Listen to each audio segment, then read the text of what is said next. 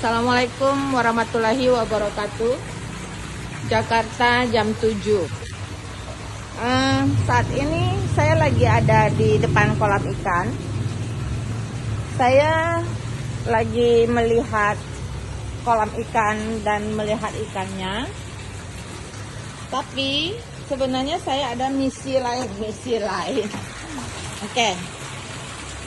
Saya ingin kasih lihat anggur, teman-teman. Nih, anggur. Nih, ini buah anggur.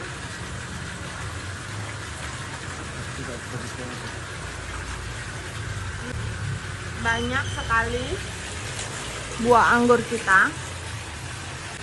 Tuh, teman-teman. Aku zoom ya, tapi nggak kelihatan. Kayaknya harus manjat. Manjat dari mana ya? Ini adalah anggurnya dan ada banyak, teman-teman. Ini sudah saya zoom ya, dan ini berada di atas kolam. Dan ini saya ada juga kura-kura ya. Kura-kura saya ini sudah berumur 25 tahun, teman-teman. Ada 3 ekor. Dia dipelihara dari kecil, dipelihara dari kecil sampai sekarang. Nah, jadi tiap hari kita kasih makan. Pernah bertelur 2 kali, tapi kami tidak sempat membuat dia menetas dan tidak tahu caranya. Ya, ini kura-kuranya ada 3, ada jantan dan betina. Adalah hasil ide. Ini kita buat tangga untuk taman ya, teman-teman. Ini adalah yang buat ini Mas Yola namanya. Jadi ini semua hasil dari ide dia. Kita buat dari holo-holo yang sudah bekas, kemudian disambung, dijadikan sebagai tingkat yang untuk kita bisa naruh pot di atas nanti. Nah, ini adalah pengecatan supaya dia tidak cepat berkarat. Cat ini diulang double. Jadi ini cat yang kedua kali, ya Mas. Nah, nanti kalau sudah kering akan kita bawa ke atas, baru kita tatain lagi pot-pot yang di atas ya. Ini alhamdulillah luar biasa ini, dari holo-holo yang bekas pendek-pendek disambung, yang panjang dipotong, yang tidak cukup ditambahin jadi cukup ya. Oke. Mungkin dalam waktu dekat saya juga sudah mau beli bibit lele, budidaya lele. Airnya sudah kita tampung di sini, sudah beberapa hari ya. Nah, nanti tinggal kita kalau sudah agak senggang, kita baru isi bibit lelenya. Oke, sementara itu teman-teman, ini adalah air kotoran ikan. Jadi kita mengusahakan setiap hari, pagi atau sore, kita siram pakai kotoran ikan. Nah, setiap hari, jadi kita sudah mendapatkan pupuk tanpa kita sadarin. Jadi ini adalah air hasil ikannya, diambil dari filter, langsung kita aplikasikan ke tanaman. Jam 7.30 saat ini. Nah, di atas itu ada seledri dan ada daun bawang juga. Kemudian bawang prainya sudah mulai tumbuh ya, teman-teman. Kalau sudah seperti ini, insya Allah dia sudah tumbuh. Ini angkung saya, nggak tahu kenapa jadi berbedak dia. Jadi berbedak. Nah, saya mencoba ya, ini namanya saya mencoba. Saya mau praktekkan, saya mau buang sebagian daunnya. Karena ini kemarin waktu dipindah, posisinya bagus semua. Jadi teman-teman, saya nggak tahu ini angkung saya kenapa ya. Jadi namanya juga usaha. saya akan mencoba membuang semua daunnya. Saya buang, kita lihat akibat dari apa, saya juga tidak tahu. Karena selama saya menanam angkung, saya belum pernah mendapat hama. Ya, saya belum pernah. Selalu mulus dan daunnya tuh bagus-bagus. Ini juga daunnya bagus-bagus. Pada saat itu kita pasang di sini, tiba-tiba semua jadi begini, teman-teman. Tuh, daunnya jadi ada corak. Padahal kita nanam angkung polos. Nah, jadi hari ini saya akan membersihkan dia biar dia tumbuh baru. Karena daunnya memang juga bukan kita bilang tidak bermanfaat, tapi kita tidak pernah memanfaatkan daunnya. Yang kita manfaatkan tuh buahnya ya, teman-teman. Oke. Nah, ini akan saya habiskan semua. Ini teman-teman, daun-daun angkung yang sudah saya kumpulin, kita masukkan ke tong kompos ya. Oke, kita lihat penampakan setelah saya buang semua daun-daun yang kena corak-corak itu, corak yang tidak kita harapkan ya. Oke, ini kondisinya ya. Semoga setelah ini dia akan kembali subur. Menurut beberapa orang, daun angkung ini bisa ditumis dan dimakan, tapi saya belum pernah.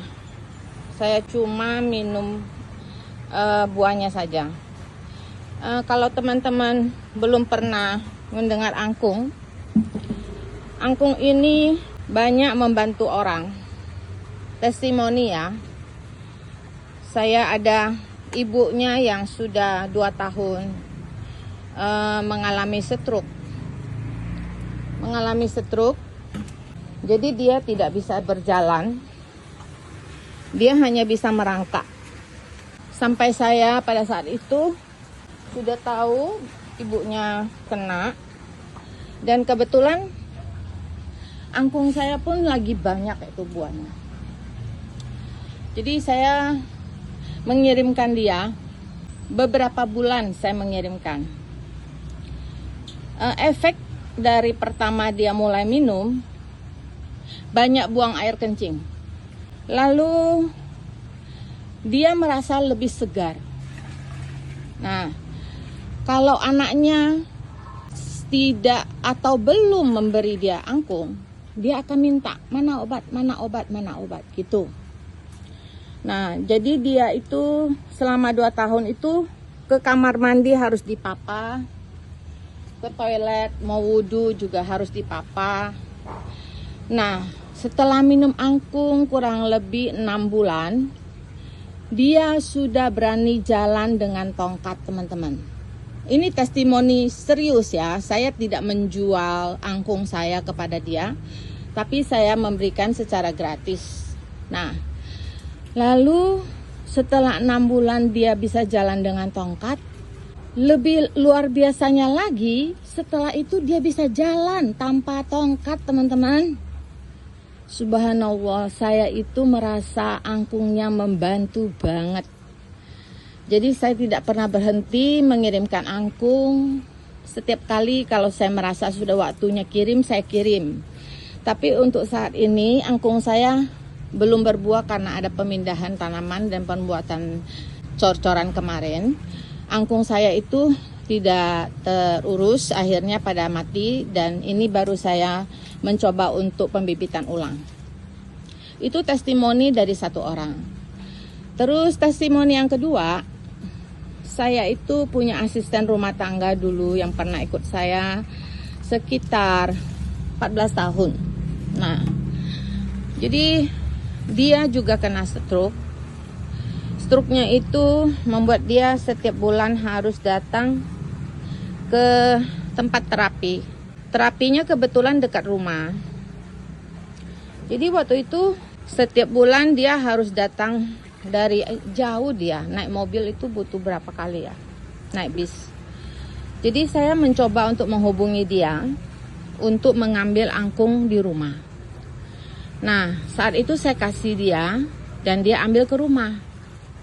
Setelah itu, setelah dia minum, saya tanya bagaimana rasanya.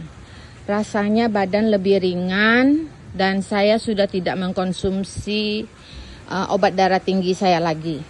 Nah, itu testimoni kedua. Nah, jadi saya tidak dalam rangka promosi. Saya hanya bercerita tentang testimoni. Semoga cerita saya ini membantu banyak orang. Sekarang saya lagi mencoba untuk menternakkan kembali buah angkungnya. Dan semoga setelah berbuah banyak orang terbantu kembali. Oke? Itu saja doa saya. Sementara itu saya skip lagi. Ini teman-teman, saya lagi membersihkan seledri. Caranya saya ambil yang coklat-coklat itu, yang seperti ini ya. Nah, yang seperti ini. Tapi ini saya mungkin besok saya pakai tripod saja supaya tidak merepotkan orang ya. Tapi karena saya jalan-jalan, makanya selama ini saya tidak bawa tripod gitu. Saya pakai tenaga manusia. Nah, ini daun yang sudah coklat-coklat ini harus kita bersihkan supaya penampakannya jadi bagus. Pertama. Kedua, ini kan akibat cuaca sehingga dia itu melayu jadinya. Tadinya segar jadi layu, bukan melayu ya. Menjadi layu singkatannya. Oke.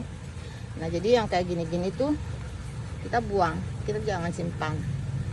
Selain dia tidak menjadi perhatian, jadi tidak bagus seledri kita, dia juga menjadi PR ya. Kalau saya itu keliling, banyak sekali yang harus saya rapiin. Coba lihat daun bawang ini. Ini masih terlalu kecil. Jadi dia sebenarnya belum saatnya untuk di atas berjuang di matahari terik dan cuaca angin gitu. Cuman ya sudah terlanjur. Jadi terpaksa sekarang harus dibuang bagian-bagian yang layunya.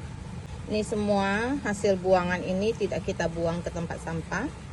Kita akan taruh di tong kompos, dari tanah kembali ke tanah. Jadi kita akan menjadikan dia pupuk lagi. Karena pupuk yang paling bagus adalah pupuk dari tanaman itu sendiri. Itu ya teman-teman ya. Ini mungkin saya tidak naikkan dulu daun bawangnya. Saya akan naikkan seledri saja. Ini saya biarkan di bawah dulu. Saya mau lihat perkembangan selama 2 hari ke depan. Kalau memang masih begini, ya mungkin keramatullah dia nanti. Soalnya ini banyak pembuangan yang saya lakukan. Saya mau dia berdiri tegak dulu, baru saya naikkan lagi. Ini semua yang sudah begini-begini tuh nggak enak dipandang. Kita masih ada banyak kok, kalau masih mau buat sayur nggak usah khawatir. Jadi makanya bertanam itu, bercocok tanam itu kalau memang ada potnya lebih dari 1 lah, supaya kalau dia terjadi sesuatu seperti ini tidak terlalu menyakitkan hati ya. Oke. Ini adalah tong pembuatan kompos kita teman-teman. Isinya adalah segala macam sayur batang yang sudah kita bongkar dari tanaman kita. Kita caca-caca, kita taruh di sini. Untuk mempercepat dia pembusukan, kita akan kasih air beras, siram dengan air beras, jadi dia biar cepat turun. Nah, ini adalah cara pembuatan kompos sendiri. Dari gulma, pohon, daun yang rontok, semua kita kumpulkan. Nah, ini proses penyiraman air beras. Nah, supaya dia cepat membusuk dengan cara seperti ini. Nah, mudah-mudahan dia cepat membusuk dan cepat bisa bermanfaat lagi untuk tanaman kita ya. Amin. Setelah kita siram air beras, kita akan tutup kembali. Nah, kalau masih bisa muat, nanti ada daun bekas lagi akan kita tekan lagi sampai dia turun ke bawah. Setelah kita siram air beras seperti ini, kita tutup lagi. Nah, selanjutnya kalau masih ada lagi, daun-daun yang rontok atau batang-batang yang sudah tidak lagi berfungsi, kita akan potong-potong, kita akan masukkan kembali. Disiram lagi air beras supaya dia cepat membusuk. Ditutup kembali. Bayam teman-teman, mau saya pindahin. Dia ada posisi di tengah-tengah. Kita akan ambil pelan-pelan ya teman-teman. Ini akan kita pindahin benih bayamnya. Mau pindah kemana? Saya belum tahu, tapi yang penting saya mau pindahin dia. Nah, kasih itu dulu tujuannya ya. Oke, yang ada ini dibiarkan di sini saja. Ini tanahnya perlu disiram air nanti karena agak keras dan